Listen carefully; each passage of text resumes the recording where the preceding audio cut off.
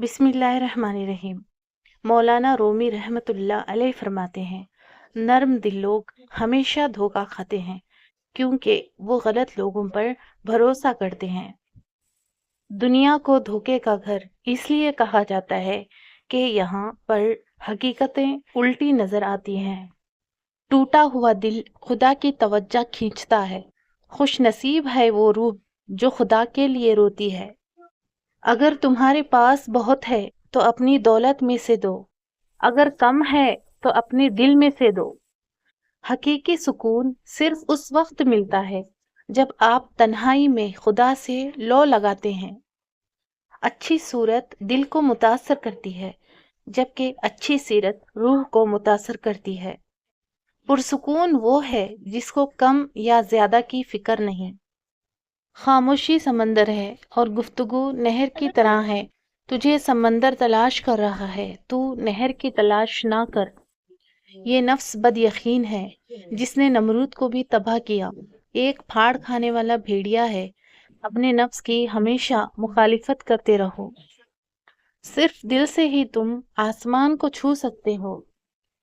درد دنیا کی دولت سے بہتر ہے تاکہ تو تنہائی میں اللہ تعالیٰ کو پکارے۔ اگر آنکھ کی بینائی ختم ہو جائے تو انسان رات اور دن میں فرق نہیں کر سکتا۔ اسی طرح اگر انسان دل کا اندھا ہو جائے تو وہ حق اور باطل میں فرق نہیں کر سکتا۔ مولانا رومی رحمۃ اللہ علیہ کا قول۔ کسی نے مولانا رومی سے پوچھا کہ میرا دل تو بہت چھوٹا ہے اور دنیا کا غم بہت بڑا ہے، اسے میں اپنے دل میں کیسے سما سکتا ہوں؟ مولانا نے کہا، تمہاری آنکھیں بھی تو بہت چھوٹی ہیں، وہ تو ساری دنیا سما لیتی ہیں۔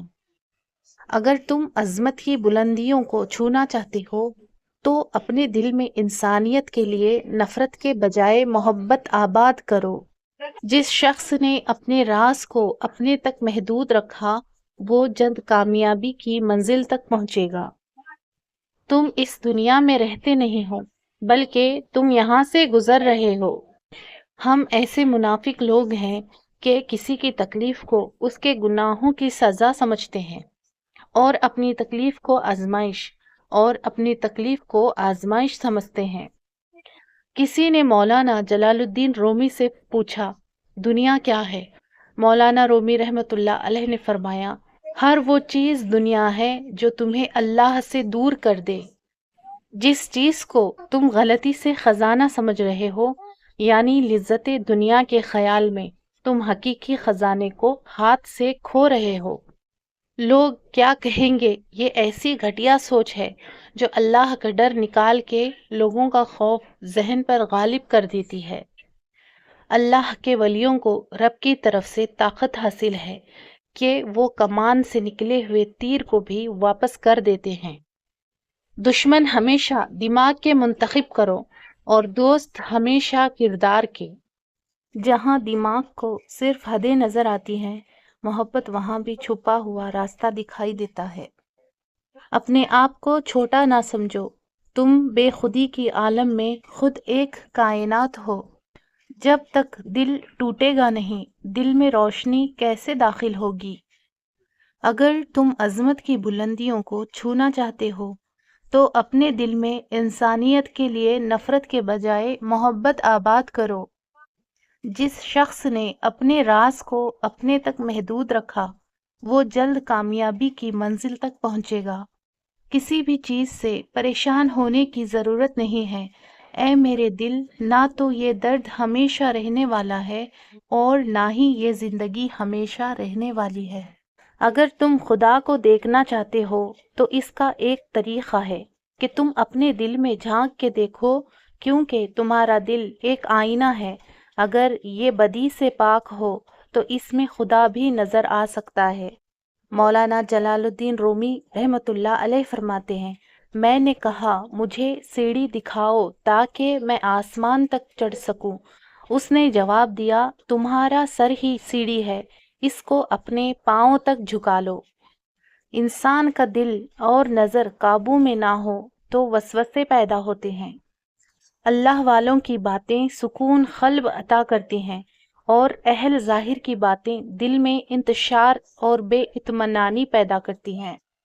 ڈر کی سوچ اور کشمکش سے باہر نکلو اور خاموشی میں زندہ رہو۔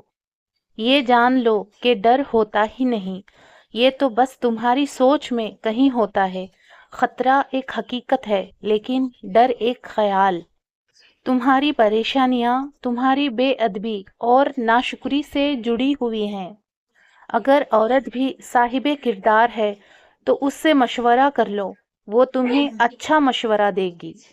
ہر اس آواز کو سنو جس سے تمہاری روح خوش ہو، دل ہاتھ آ جائے کہ یہی سب سے بڑا حج ہے۔ اپنے دل کو تب تک ٹوٹنے دو جب تک یہ کھل نہیں جاتا۔ اپنی آواز کے بجائے اپنے دلائل کو بلند کیجیے۔ پھول بادل کے گرجنے سے نہیں، برسنے سے اگتے ہیں۔ فضیلتیں اللہ کی طرف سے ملتی ہیں، پھر اسی کی جانب سے تبدیلیاں ہو جاتی ہیں، اس لیے اس کے فضل پر جان اور دل سے سجدہ بجا لاؤ۔ نیکی اور بدی کے تصور سے نکل کر اگلے مقام تک آ جاؤ، میں تمہیں وہیں ملوں گا۔ مولانا جلال الدین رومی رحمۃ اللہ علیہ فرماتے ہیں، اولیاء پر موت کی ہوا ایسی چلتی ہے جیسے باغ نسیم کی ہوا خوشگوار ہوا کرتی ہے۔ میں نے شمس سے پوچھا کہ تصوف کیا ہے؟ اس نے کہا، دل میں خوشی محسوس کرنا جب دکھ ظاہر ہو۔